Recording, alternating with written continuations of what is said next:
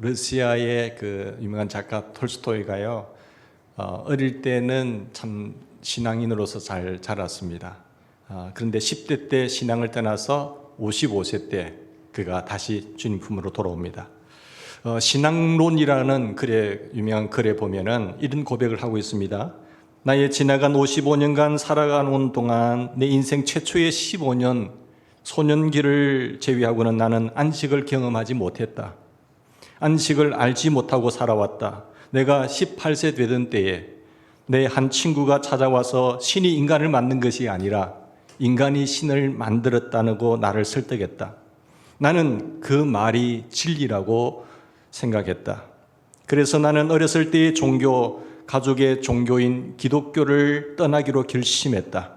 나는 종교를 포기하는 것이 자유를 얻는 길이라고 생각했다.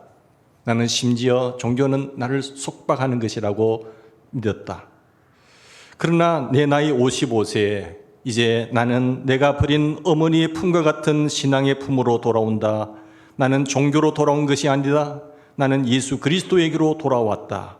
그리고 예수 안에서 나는 다시 참된 안식을 발견했다. 멋있는 고백이죠. 우리 모두에게 이런 고백이 있기를 바랍니다. 우리가 예수님을 바로 믿어야 됩니다. 종교로서 그냥 교회 다니는 식으로 예수를 믿어서는 안 됩니다. 종교인으로서 신앙생활을 해서는 안 됩니다. 예수님은 우리 안에 오셔서 살아 역사하십니다. 성령으로 오셔서 우리 안에 주인이 되시고 우리를 다스려 가실 줄 믿습니다. 살아계신 예수님, 우리와 함께 하시는 예수님, 그 예수님을 믿으셔야 되는 것입니다. 사랑하는 여러분, 제가 이 시편 말씀을 읽은 묵상하면서 늘 이런 마음을 갖게 되었어요.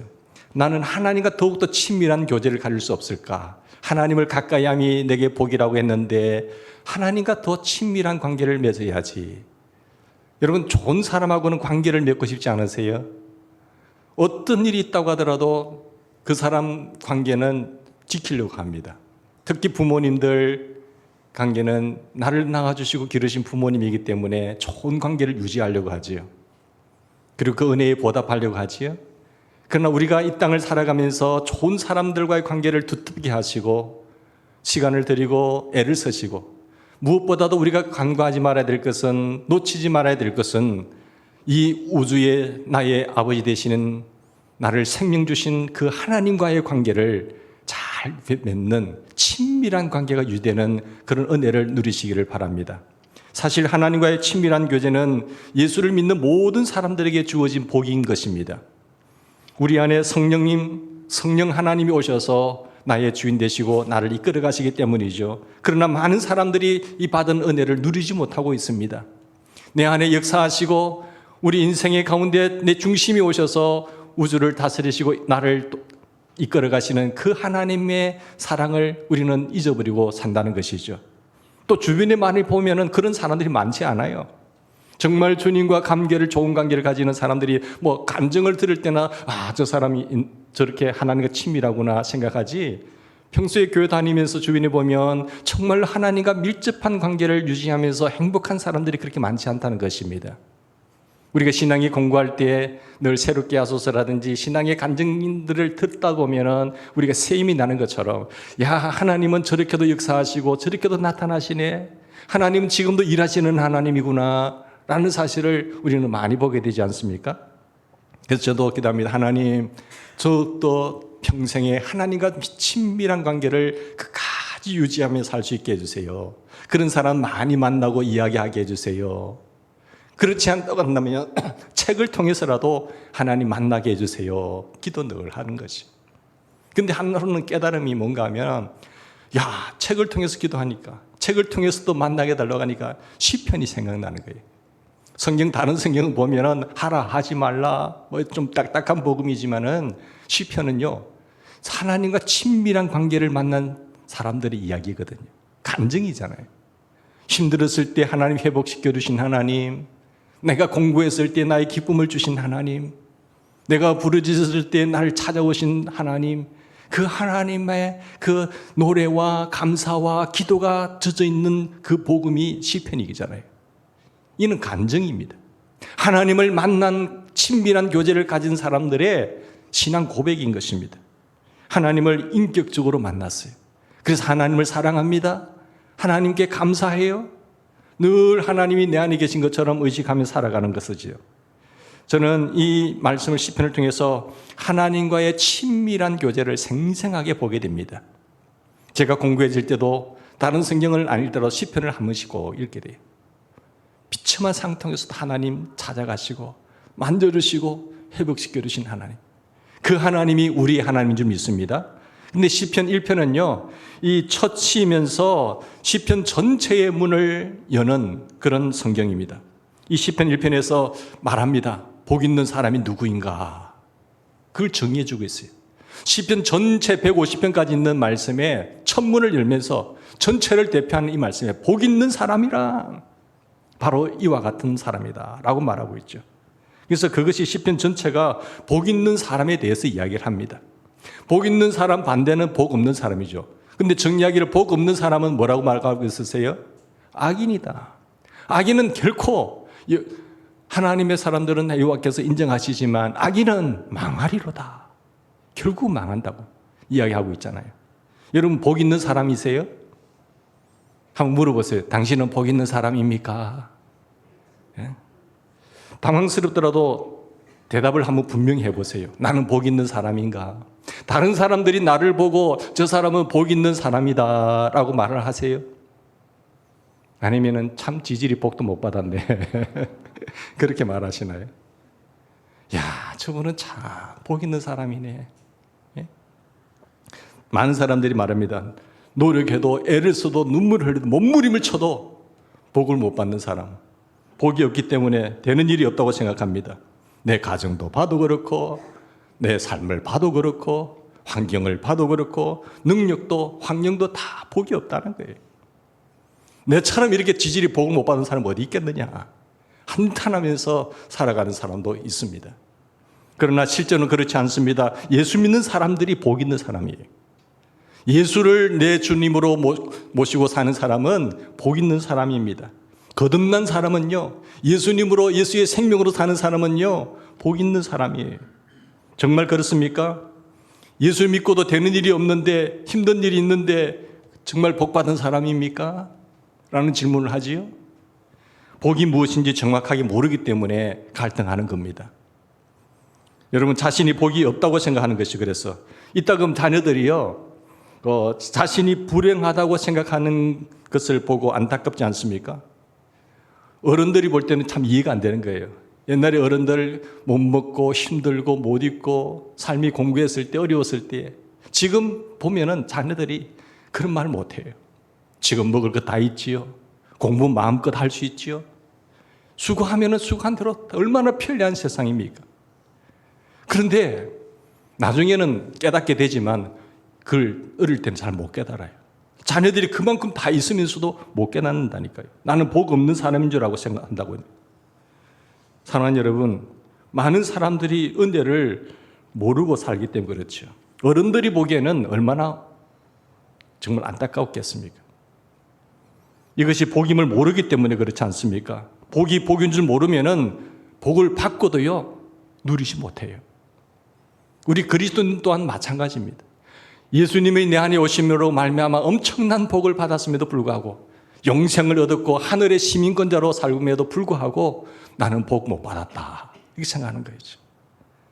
정말 복은 받아야 됩니다. 저도 어릴 때 늘 저희 집이 옛날에는 구역예배를 드렸거든요. 늘 구역예배 드리면 서로 청소하고 피곤하고 이거 안 하니까 잘 안 드리려고 해요. 근데 수고롭지만 늘 구역예배를 늘 드린 장소로 내드렸어요.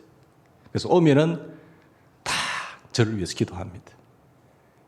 당연히 그 가정에서 예배 드리니까 구역예배 드리면서 이 가정을 복되게 하시고 이 아들 성건이가 잘 기도하는 거예요. 저는 그 복을 많이 누려요.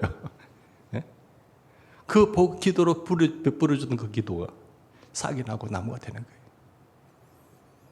비록 보잘것없는 집안 하나님을 위해서 저희 집을 내려드리니까 성도들이 기도할 때마다, 예배 드릴 때마다 올려드리잖아요.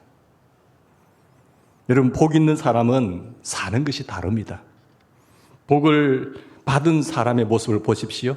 어떻게 성경 말하고 있지요? 복을 받은 사람은, 복 있는 사람은 3절에 뭐라고 표현하세요? 저는 시냇가의 심기운 나무처럼 같다.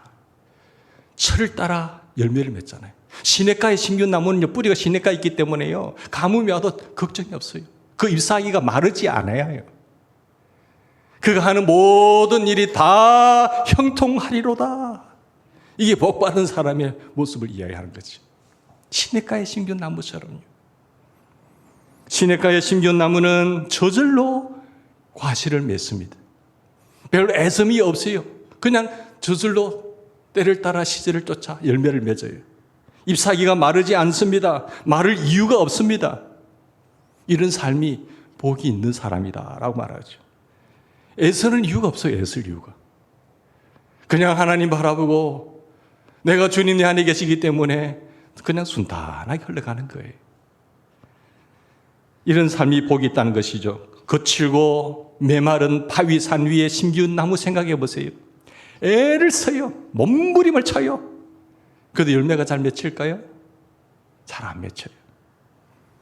생활 자체가 공고합니다. 몸부림치지만은 열매가 잘 안 맺혀져요. 과실은 고사하고 말라 죽지 않으면 다행이지요. 그게 복 없는 사람의 모습이에요.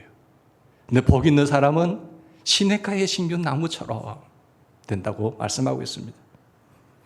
사랑하는 여러분, 여러분의 삶은 어느 편이세요? 복 있는 사람입니까? 아니면 복 없는 사람이세요? 나는 어떤 편인가? 확실히 난 아니야 라고 말하는 분 계세요? 나는 복 못 받은 사람이야. 나는 복하고는 상관없는 사람이야. 정말 그러세요? 그것은 형통함을요, 세상적인 관점에서 보기 때문에 그래요. 정말 우리 예수 믿는 사람은요, 복 받은 사람인 줄 믿으시기 바랍니다. 시편에 힘들고 어려운 처지에서 눈물로 기도하는 내용이 많이 나옵니다. 그냥 자녀 출세하고 좋은 자리에 오르고 세상 사람들 관점에 볼 때, 세상적인 편에서 볼 때 좀 더 출세하고 좀 더 좋은 자리에 오르고 자녀가 잘 되고 물질의 부자가 되고 이런 것이 복인 줄 아는 거죠. 뭐 그건 당연한 거겠지만은 거기에만 머무는 것이 아니죠. 시편에는 보면 어려운 상황도 많아요. 공중에 찬 상황도 많다니까요. 눈물로 기도하는 내용이 많이 나옵니다. 힘들고 어려운 처지에서 눈물로 하나님을 찾는 내용이 많이 나와요. 당시 그들의 형편을 말할 수 없이 어렵지만 그러므로 세상 형편을 보고 복되다 복되지 않다라고 단정할 수는 없는 것입니다. 지금은 형통해 보이지만 나중에 장대하는 역사가 있어요. 지금은 형통해 보이지만 나중에 뒤집어질 가능성이 많습니다. 내가 출세했다고 그것이 영원히 유지가 되나요? 언제는 감옥에 가 있는데. 지금은 경영이 잘 되다가도 언제 뒤집어질지 모르는데. 지금 앞만 잠깐만 보라보면은 그것이 복이라고 말할 수가 없어요. 언제 뒤집어질지 모른다니까요. 그러나 지금은 어렵지만 나중에 잘 될지 누가 아세요? 복 있는 사람은 다 전화위복될 줄 믿습니다. 여러분, 롯과 아브라함을 비교해 보면요, 선택의 길에 놓였을 때 롯이 좋은 땅을 선택해요. 정말로 소할 땅, 기름진 땅을 선택해서 잘 삽니다. 근데 아브라함은요, 헤브론 땅 산골짜기를 택해요. 처음에는 좀 어렵지만 나중에 지나고 보니까 어떻게 됩니까? 롯은 망해요. 아브라함은 동서남북으로 다 자기 땅이 되는 겁니다. 누가 복 있는 사람입니까? 우리가 시냇가에 심기운 나무 같은 복을 이해하려면요, 시냇가에 심기운 나무는 어떤 나무냐? 1절, 2절 말씀 보십시다. 1절에 보시면 복 있는 사람은 어떤 사람이지요? 복 받은 사람은 악인의 꾀를 쫓지 아니합니다. 죄인의 길에 서지 아니하고 오만한 자의 자리에 앉지도 아니하여. 이런 사람이 복이 있는 사람입니다.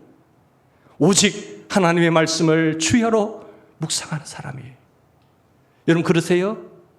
그러면 여러분 복 받은 사람이에요. 복이 있으니까 이렇게 될 것이다. 된다고 말씀해요. 이렇게 하면 복 있는 사람이라고 말하지 않습니다. 복 있는 사람은 이렇게 되는 거예요. 이렇게 사는 겁니다. 악인의 길을 쫓지 아니하고 죄인에게 서지 아니하고 하는 말씀을 이렇게 애쓴다고 복 있는 사람이 되는 게 아니라는 거죠. 예수님을 모시고 예수님을 나의 주인 삼고 예수님과 함께 하시고 예수님과 동행하는 사람은 이미 복 있는 사람이니까 그 사람이 죄인의 중심에 서 있을까요? 없지요. 항상 하나님의 말씀을 사랑하죠. 그렇습니다. 정말 복은 악인의 길을 따라가지 않는 것이 복이 있잖아요. 하나님의 말씀을 즐거워하는 것입니다. 복 있는 사람은 악인의 길을 쫓지 아니하고 죄인의 길에 서지도 않습니다. 예수 믿는다고 하면서 죄인의 길에 중심에 서 있는 사람도 있잖아요. 그 사람은 복 있는 사람이 아니죠. 악인이죠, 악인. 그리고 오만한 자리에 앉아서 불림하는 것. 그건 복된 사람 아니에요. 그래서 복 있는 사람은 절대로 이런 길을 가지 아니하고 오직 율법을 주야로 묵상하여 그 율법을 사랑하는 사람이에요. 즐거이 행하는 사람이죠. 그러나 복이 없는 사람은요, 그렇게 되지 않습니다. 죄인의 길에 서지 아니하고 오만한 자의 자리에 앉지 아니하고 하고 애를 써도요, 결심해도 또 그 자리에 있다니까요. 계속해서 악인의 길을 쫓아가요. 계속해서 죄인의 길에 서 있단 말이에요. 이제는 그 오만한 자리에 눌러 앉아버려요. 애쓴다고 되는 거예요? 아닙니다. 복이 없기 때문에 그렇습니다. 거기에 주님이 안 계시기 때문에 그렇게 산다니까요. 여러분 요즘 어떠세요? 뚜렷이 죄 짓는 일이 싫어집니까? 세상과 짝하고 세상과 함께 같이 놀면서 하는 것이 즐거우세요? 아니면은 죄 짓는 일이 싫으세요?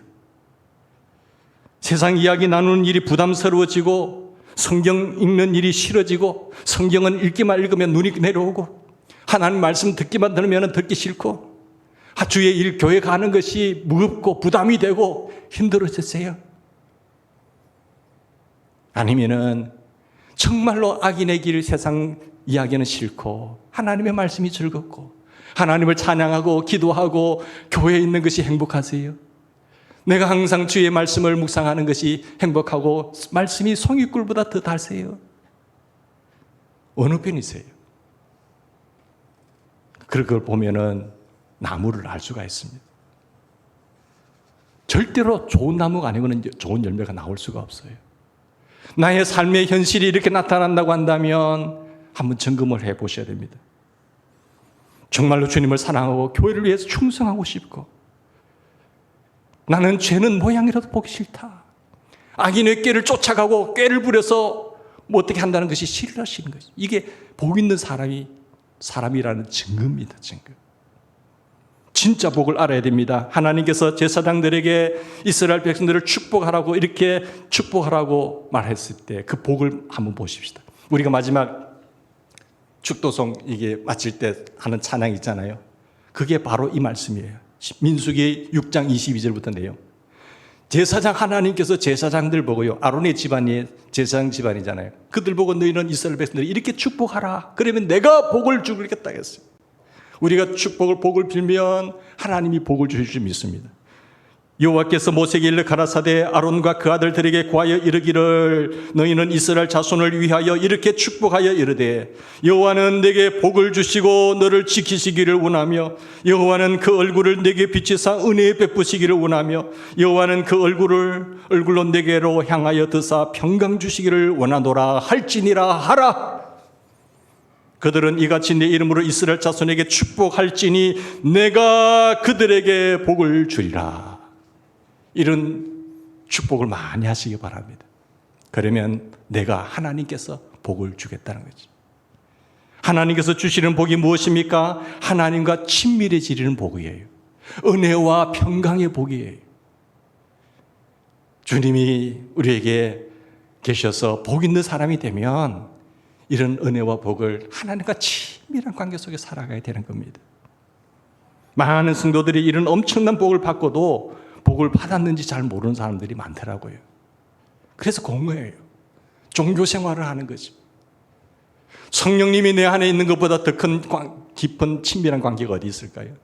우리 그걸 의식을 안 해요. 의식하는 것은 하나님의 임재라고 말하는데 그런 임재를 못 느끼고 산다니까요. 나 혼자니까 외롭고 힘들어져. 그런데 다윗은요 그것을 알았어요. 여호와가 나의 목자가 되시니 나는 부족함이 없습니다. 내게 비록 세상 속에서 곤고한 삶, 사망의 음침한 골짜기가 내 앞에 놓여있다고 할지라도 내가 해받음을 두려워하지 않을 것은 주께서 나와 함께 하심이라. 그 관점이 다르지 않습니까? 여러분, 천국 가는 길을 한번 생각해 보십시다. 천국 가는 복은요, 우리 그리스도인들만이 누리는 복 아니겠어요?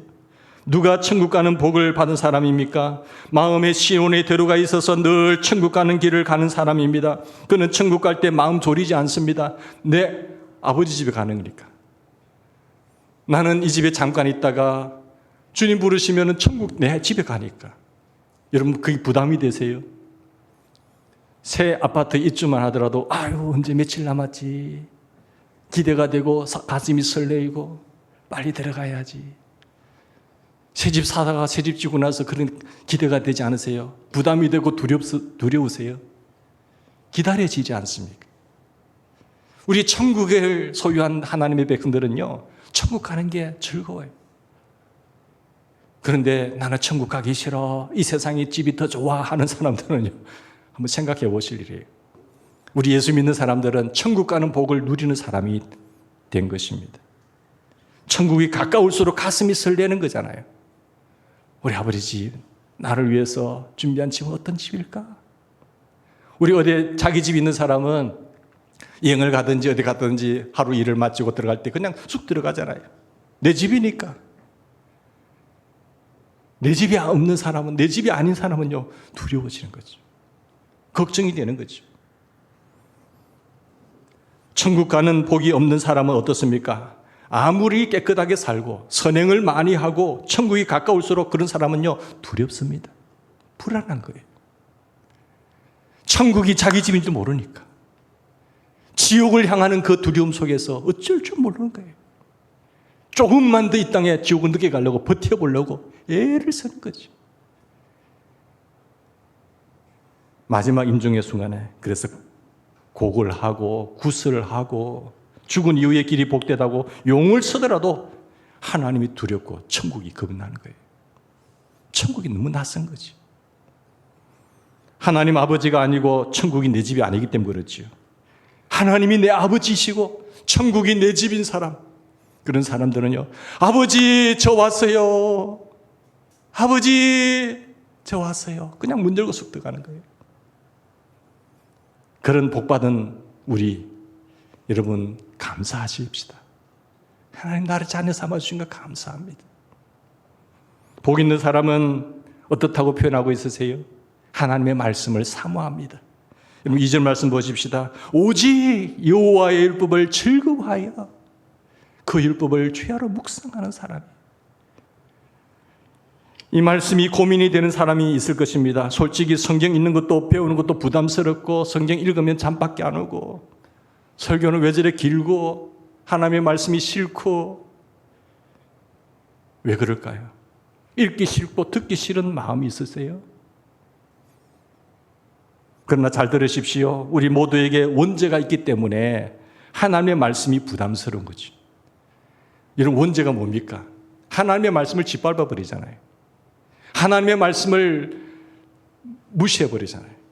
사탄에게 속아서 하나님의 말씀을 짓밟아 버릴 때에 다 잃어버린 거예요. 내게 주어진 그 모든 축복 다 잃어버렸어. 하나님의 말씀이 싫어지는 것이 원죄입니다. 새롭게 거듭나지 아니하면, 예수님이 다시 내 안에 오시지 아니하면 말씀이 싫어져요.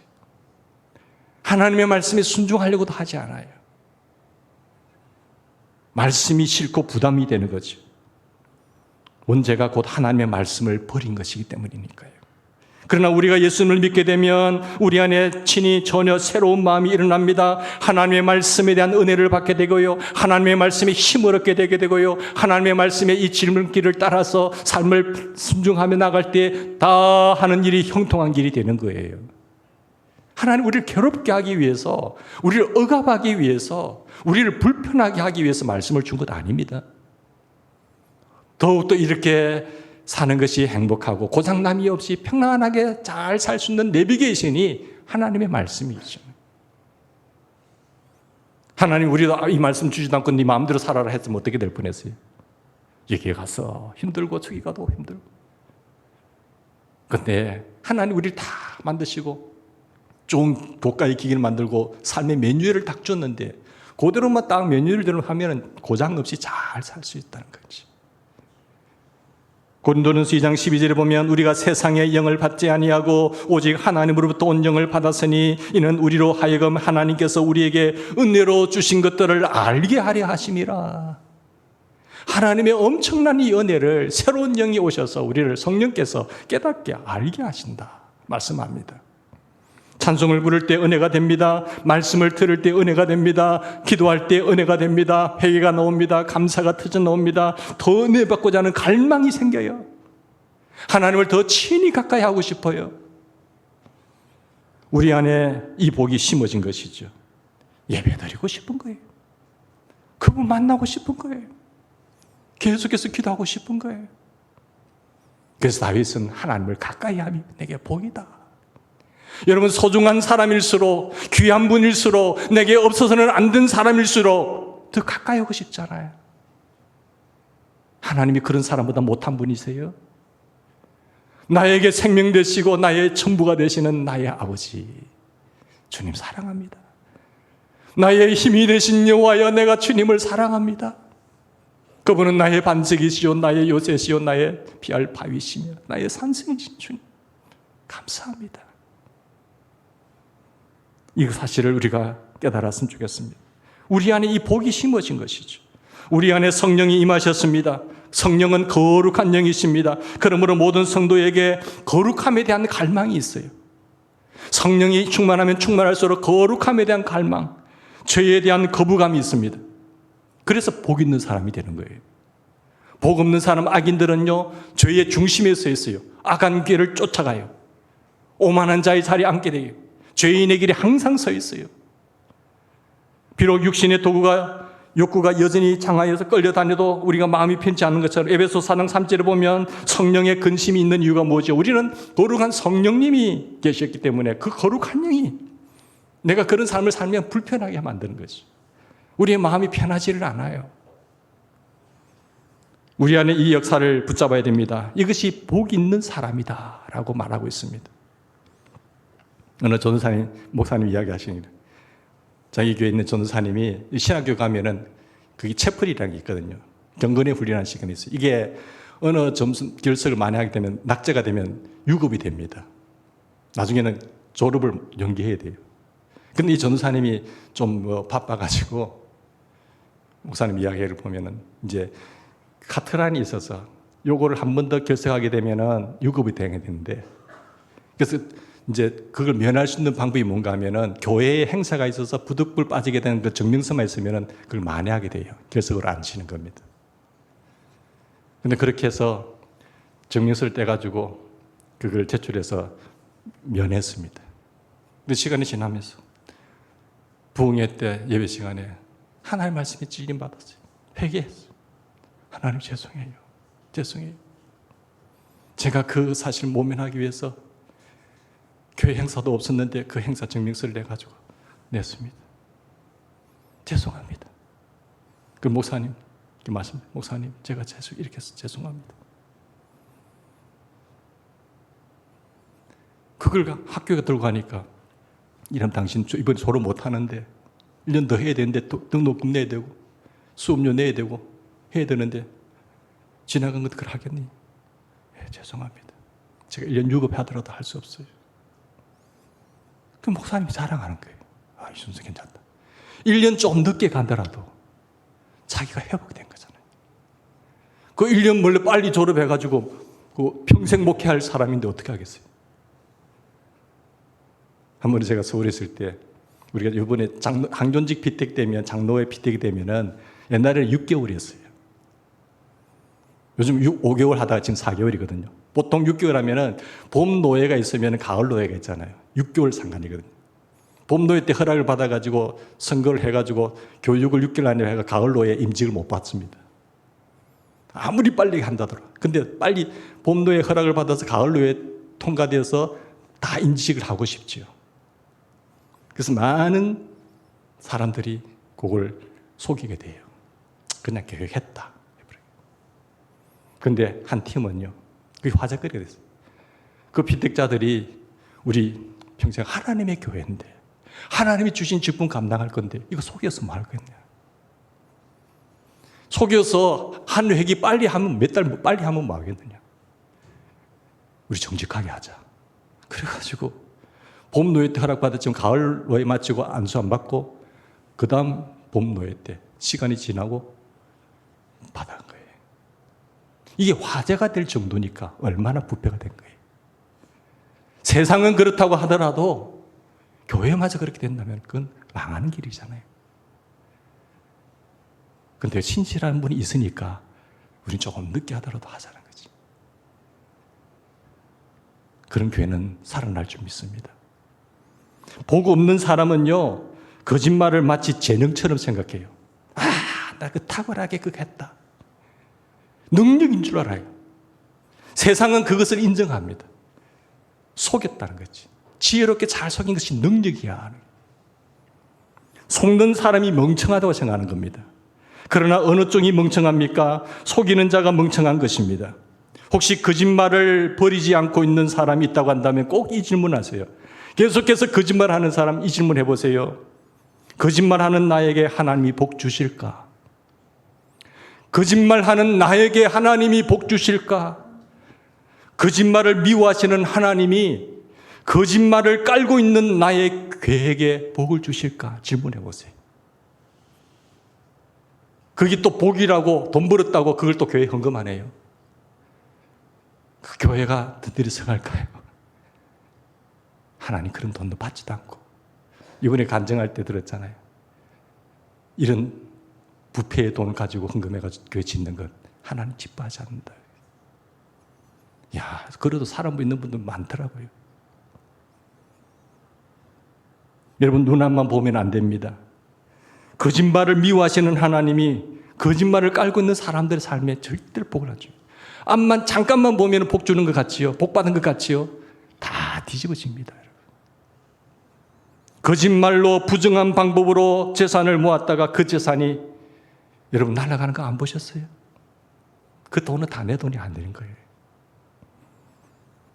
하나님은 거짓말하는 자에게 복을 주시지 않는다라고 말씀하세요. 착각하면 안 돼요. 악의 꾀를 쫓아서 내 능력으로 속여서 그렇게 했다. 그건 하나님이 보고 있는 거예요. 우리가 삶의 자리에서 어떠한 자리에 있다고 하더라도 복 있는 사람은 절대로 그런 길을 가지 않기를 주님은 축원합니다. 하나님은 거짓말하는 자에게 복을 주시지도 않고 거짓말하지 못하는 사람이 복 있는 사람이다라고 말하고 있잖아요. 교회를 짓는 것도 마찬가지입니다. 부정한 돈이 들어오면 안 되는 거예요. 너희가 하나님의 성전인 것과 하나님의 성령이 너희 안에 거하신 것을 알지 못하느냐? 너희가 하나님의 성전을 더럽히면 하나님이 그 사람들을 다 멸하시리라고 하셨잖아요. 고린도전서 3장 16절. 누구든지 하나님의 성전을 더럽히면 하나님이 그 사람을 멸하시리라. 왜? 하나님은 거룩하니 너희도, 성전은 거룩하니 너희도 거룩하리라. 우리가 지켜야 될 것은요, 주님 바라보는 거예요.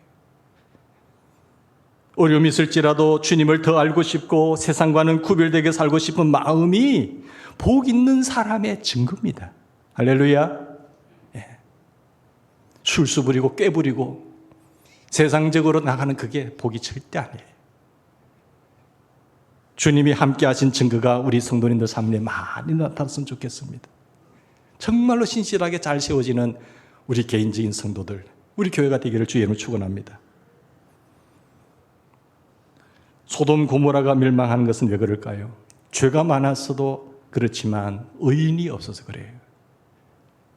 우리 그리스도인들이 살아있으면 이 나라를 구원할 줄 믿습니다. 여러분이 가정이 살아나고 이 사회가 회복될 줄 믿습니다. 그만큼 그리스도인들이 중요한 거죠. 하나님은 믿는 사람을 보시는 거죠. 믿음으로 사는 남자들은 그래 보면 이런 말씀이 있어요. 믿음으로 한번 살아보겠다는 남자들의 서약입니다. 서약한 내용인데, 하나님, 제가 남자입니다. 아버지입니다. 남편입니다. 가장입니다. 이제 세상 의지하던 줄 줄을 다 온전히 끊겠습니다. 세상 의지하지 않겠다는 거죠. 직장에서 불이한 방법으로 계약하지 않겠습니다. 술자리를 피하겠습니다. 먹고 사는 걱정 근심하지 않겠습니다. 집에서 화내고 짜증내지 않겠습니다. 자녀들을 위하여 매일 축복기도 해주겠습니다. 정직하고 죄짓지 않겠습니다. 분노를 이길 힘을 주심을 믿겠습니다. 정상적인 상품만 취급하겠습니다. 손해보더라도 거짓말하지 않겠습니다. 작은 법도 꼭 지키겠습니다. 검소하게 살아서 꼭 빚 정리하겠습니다. 수입의 11조를 드리겠습니다. 시간의 11조를 드리겠습니다. 나의 회사를 주님을 위한 회사 되도록 하겠습니다. 이 모든 고백들을 읽으면서 눈시울이 뜨거워지는 거예요. 아, 이런 분들이 있구나 아직도.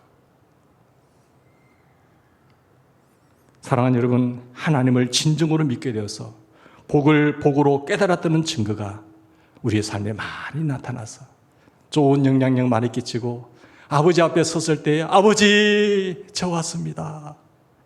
하나님 안으시고 아들아 수고 많았다. 딸아 수고 많았다. 다 복된 자들 되기를 바랍니다.